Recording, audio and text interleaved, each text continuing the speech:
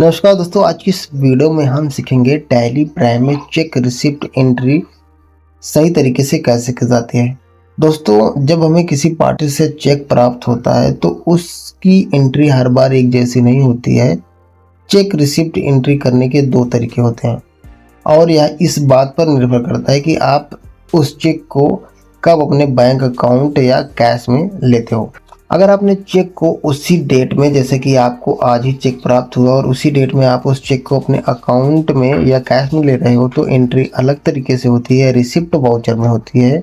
लेकिन अगर उसी चेक को आप 2 से 3 दिन बाद, यानी 2 से 3 दिन बाद अपने अकाउंट में या कैश में ले रहे हो, तो उस टाइम पर एंट्री चेक इन हैंड से होती है और फिर कॉन्ट्रा वाउचर का उपयोग होता है।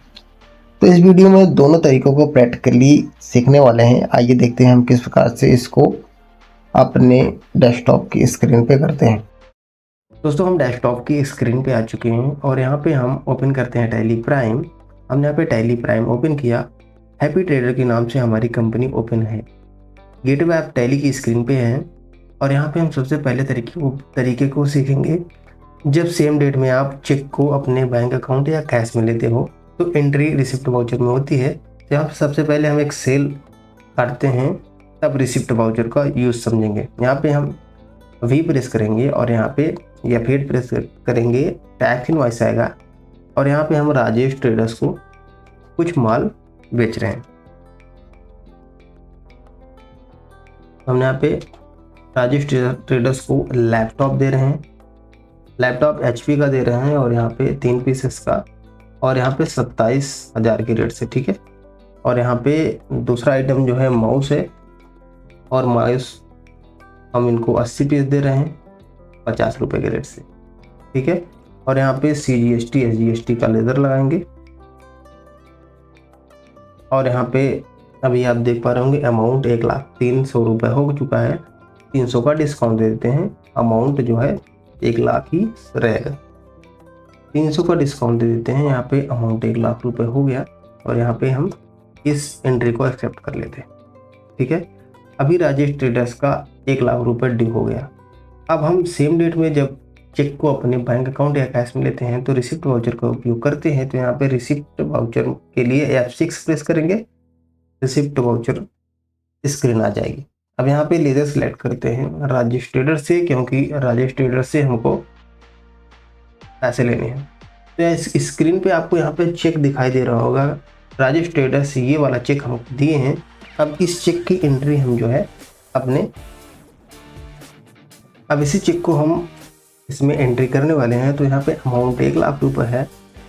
चेक को आपके देख कर करना है, ठीक है। यहाँ पे 1,00,000 का अमाउंट है। अब इस अमाउंट को अगर आप कैश में ले रहे हो तो यहाँ पे कैश सिलेक्ट करोगे और विंडो को एक्सेप्ट कर लोगे। हम इसको अपने बैंक अकाउंट में लिए हैं HDFC बैंक में। यहाँ पे HDFC का लेजर सेलेक्ट करेंगे और ट्रांजैक्शन टाइप स्क्रीन आएगी। अब यहाँ पे आपको चेक DD ही रहने देना है। उसके बाद यहाँ पे इंस्ट्रूमेंट नंबर में आपको ये नीचे जो चेक में आपको नंबर दिखाई दे रहा है इसी को डालना है। इसमें है 2979 98, ठीक है। ये इंस्ट्रूमेंट नंबर है और डेट आपको इसमें डाल देना है, चेक में जो भी डेट है, ठीक है। अभी एजुकेशनल मोड में है इसलिए मैं यहाँ पे डेट चेंज नहीं कर पा रहा हूँ, आप वाले में चेंज हो जाएगा। और यहाँ पे फिर बैंक नेम पे आना है।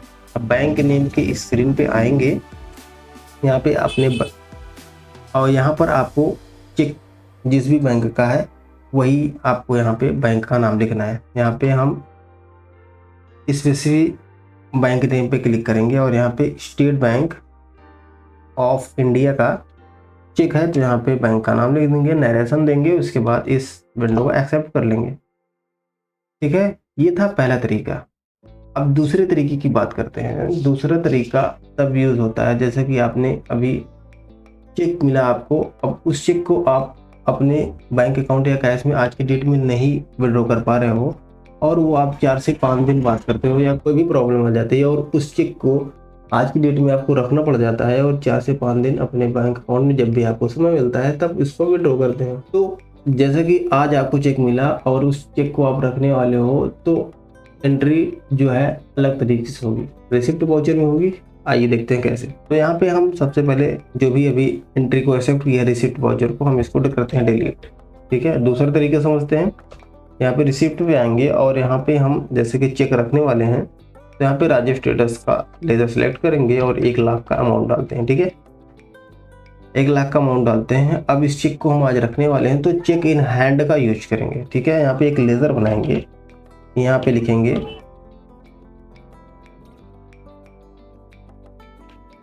चेक इन हैंड का लेजर बनाएंगे और अंडर कैश के रखेंगे, क्योंकि ये हमारा कैश ही हुआ। ठीक है, यहाँ पे हमने लेजर बनाया।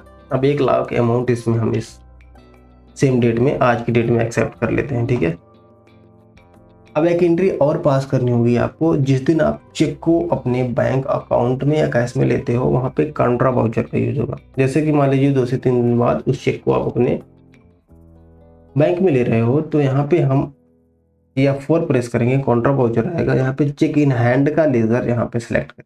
ठीक है, और उसके बाद यहाँ पे 1 लाख का अमाउंट डालेंगे।